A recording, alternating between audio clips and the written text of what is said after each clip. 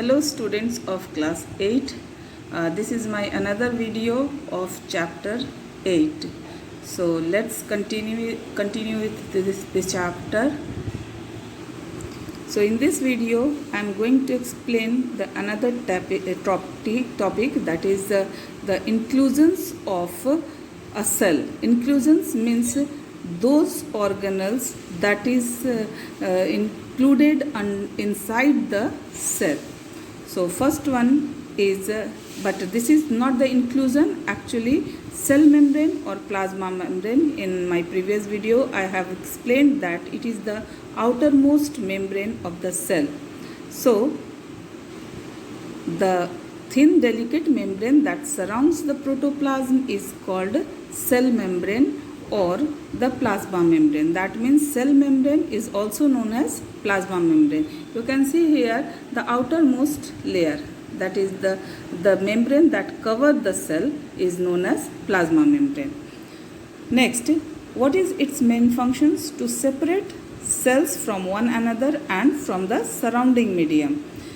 That means with the help of this membrane, two cells or more cells are separated from each other to provide a definite shape to the cell. That means if a cell is in a particular shape, that is given by the cell membrane. Next one, to allow various substances to move in and out of the cell. The various substances, that means glucose, oxygen, so these are the important substances of the cell. So it allows it to move inside and go outside of the cell. So next one is cell wall. I was explained yesterday that cell wall, by the presence or absence of cell wall, we can decide whether a cell is a plant or animal cell. And this is the basic difference between a plant cell and animal cell. If cell wall is present, then it is a plant cell. If it is absent, then it is an animal cell. So in plant cell, an additional thick layer known as cell wall is present outside the plasma membrane. And the cell wall is made up of rigid substances called cellulose. Mark this point that cellulose is the substance which constitute the cell wall and gives its rigidity. So that gives rigidity to the plant cell.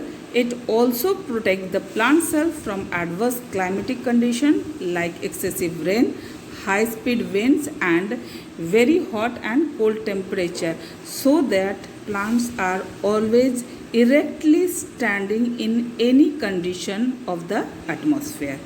Clear? Now next to cell wall, that is cytoplasm.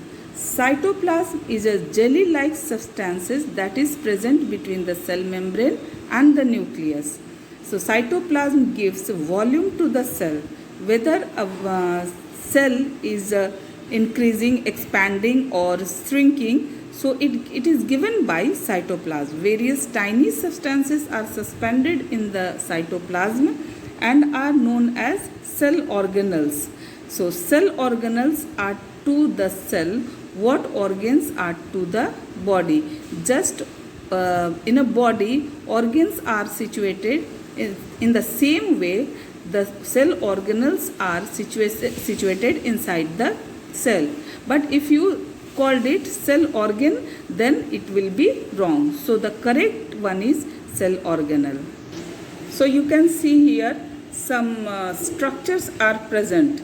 So this is the nucleus. It is also a cell organelle. Endoplasmic reticulum. This is Golgi body. This is mitochondria and this is chloroplast. So these all are known as cell organelle of a cell. So moving on, some of the main cell organelles are as follows. Mitochondria, first one. So mitochondria is the plural term and mitochondrion is a single. Is one of the most important organelle as it produces energy for the cell. It is responsible for cellular respiration. The energy produced through respiration is stored in the form of complex molecule called ATP. The full form of ATP is adenosine triphosphate. Okay, now you have heard only respiration, but what is cellular respiration? So nothing to worry about that. Actually, respiration taking place in two steps. That first one is the external respiration and another one the cellular respiration.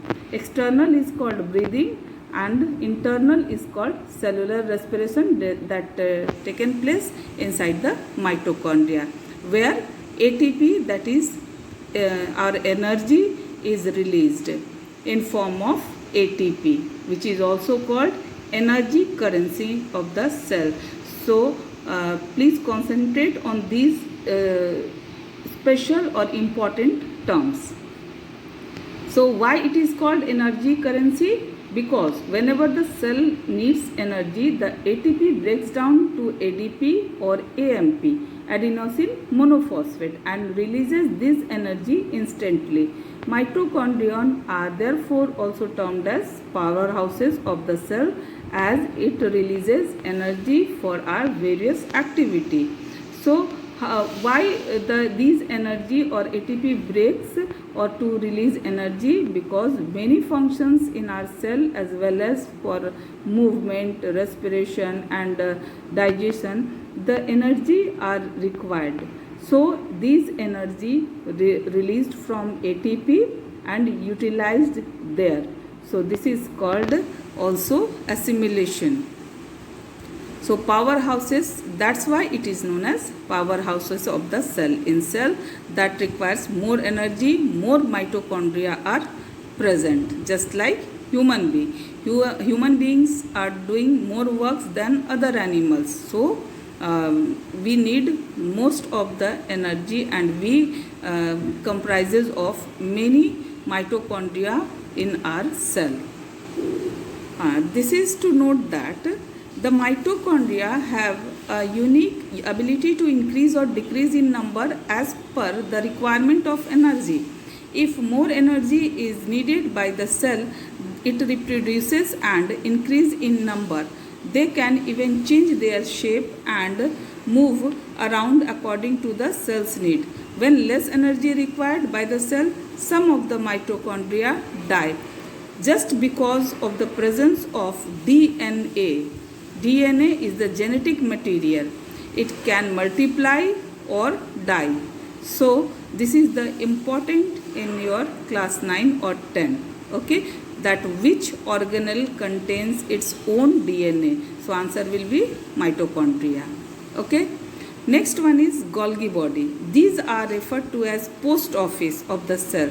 They are responsible for the secretion of chemical messengers like enzymes, hormones and proteins, and they are made up of vesicles, tubules, long tubes and vacuoles of empty spaces. So you can see here the diagram of a mitochondria. Here it is in your book it is not more described. So don't worry, in class 9 I will explain it thoroughly. Okay, and this one is the Golgi body.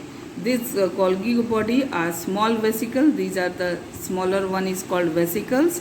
This longer one is called the tubules, and the empty spaces between these tubules is called vacuoles. Okay, so next one is ribosome. Small granular structure that are scattered in the cytoplasm are called ribosome. Their function is synthesis of proteins. Ribosomes are also found attached to the endoplasmic reticulum.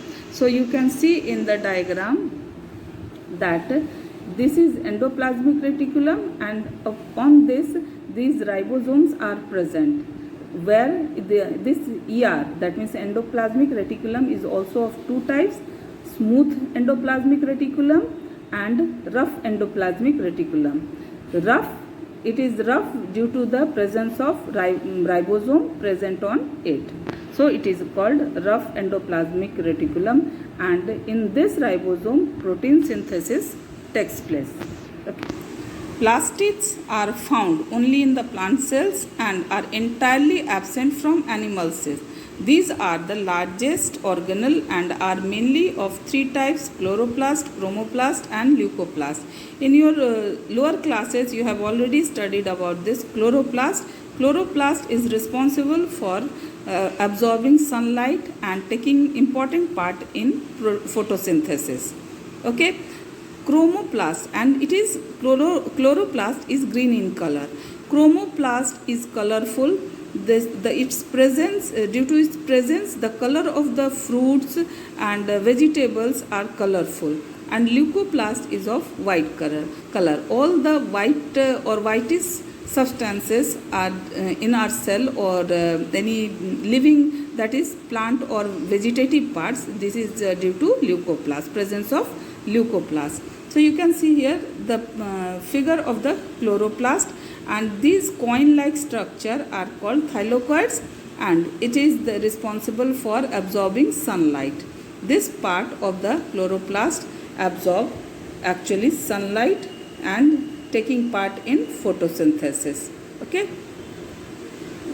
So have a brief explanation of chloroplast. The chloroplasts are the most important of all plastid and are green in color. The green color is due to the presence of green color pigment. You know about this, chlorophyll. As we know, chlorophyll is the main substances needed to perform photosynthesis. Therefore, chloroplasts are the site where food of the plant is prepared. For this reason, chloroplasts are also known as kitchen of the cell. Now come to chromoplast. These are non-green plastids and contain mainly two types of pigment, namely xanthophyll and carotenoid. These are orange, red and yellow in color. Chromoplasts are mostly found in flowers and fruits. They lend wonderful colors to flowers and fruits that attract the pollinators such as insects, birds, animal, etc. So what is the pollinators? Pollinators are those animals or plants that taking part in the process of pollination, that is transfer of pollen grains from one flower to another flower. Okay.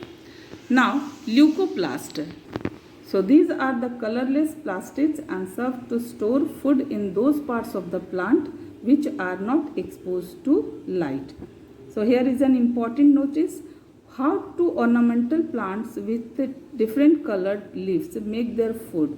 These plants also have chloroplast to carry out photosynthesis, but the colored pigment are greater in number as compared to the green chloroplast. Therefore, although they contain chloroplast, they appear colored. Next organelle is lysosome. It has a great importance within a cell. These are small sac-like structures that contain digestive enzymes. These enzymes are released to digest the food absorbed by cells. When cells are damaged, lysosome burst and enzyme present in them digest the whole cell along with its organelle. They are therefore also called the suicidal bag of the cell.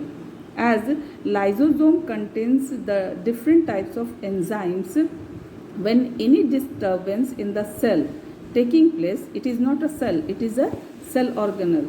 So any disturbance taking place inside the cell, the lysosome bursts out, releasing the digestive cells, and the whole cell will be die. So it is known as due to the presence of this or bursting of this, the whole cell will die. It is known as suicidal bag. Endoplasmic reticulum. This is a network of thin tube-like structure that surrounds the nucleus and extend through the cytoplasm. They are of two types: smooth endoplasmic reticulum and rough endoplasmic reticulum. Rough endoplasmic reticulum, in short also known as RER, and has ribosomes attached on its surface, while the smooth one lacks the same. Endoplasmic reticulum helps in synthesis, storage and transportation of the material. So its function is synthesis, storage and transportation of material.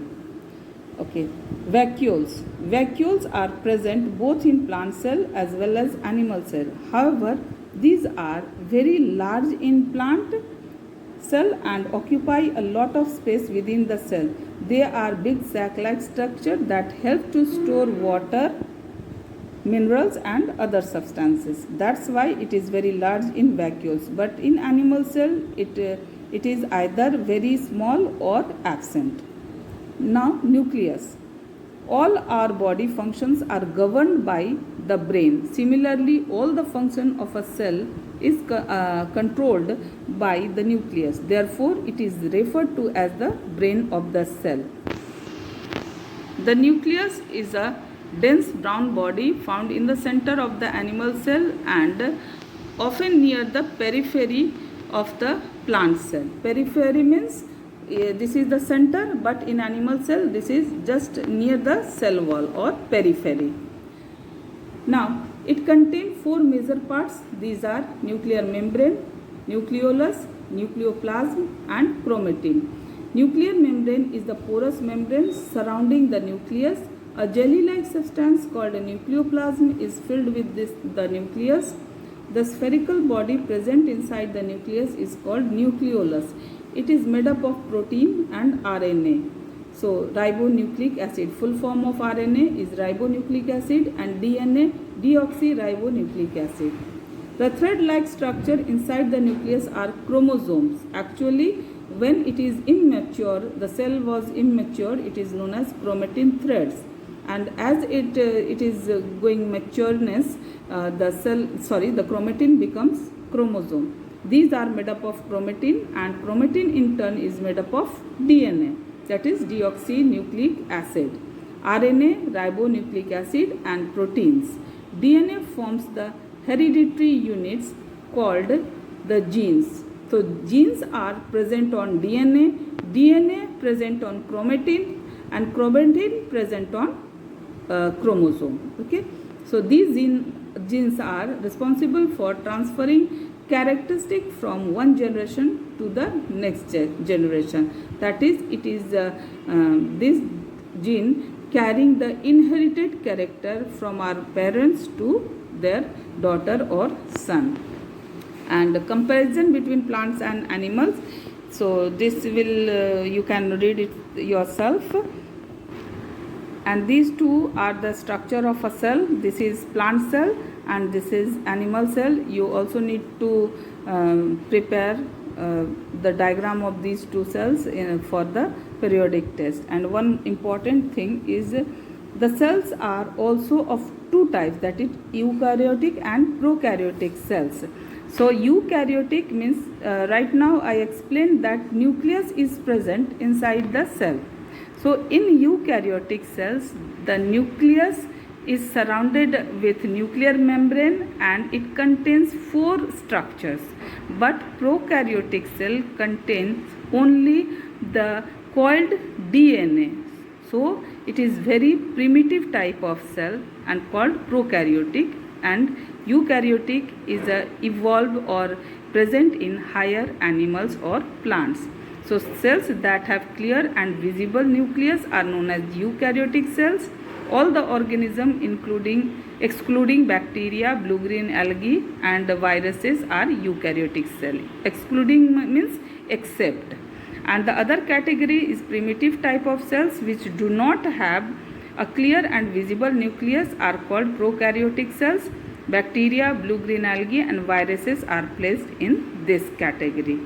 So this is an eukaryotic cell containing all the nuclear parts, and this is nucleoid. This is not a nucleus, actually a nucleoid only, and it is a prokaryotic cell containing one flagella, because with the help of this flagella this organism can move. Okay, so this chapter is completed now, and watch this video for it's a good explanation, and you must get very much help from this video to understand this chapter. So thank you.